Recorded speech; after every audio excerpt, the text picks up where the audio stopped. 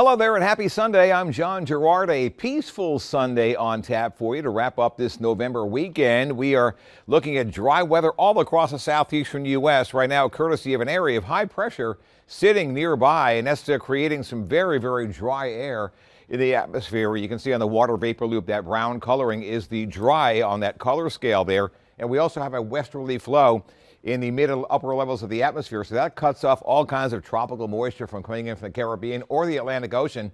So the dew points are going to be low. The sunshine is going to be strong.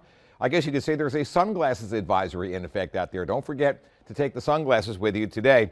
It'll be a warm and dry pattern for the middle of the country down toward South Florida. Big storms continue to rage across Southern California. This is going to be a big issue as this thing opens up and moves into the Rockies. A significant winter storm later in the upcoming week. But for us, that big area of high pressure actually settles in and gets even stronger. It digs its heels in, and we're going to see warm and dry weather right through at least the next 5 days here. I don't see much of a chance of rain coming up. For today, lots of sunshine, just a few scattered afternoon clouds mixing in. Temperatures climbing into the lower 80s. Feels more like April than November out there. Good beach day, too. Air temperature 81 underneath a shady palm tree. Surf temperature is cooling off. It's about 77. A very high UV index, but a very gentle breeze out of the west at about 5 miles an hour.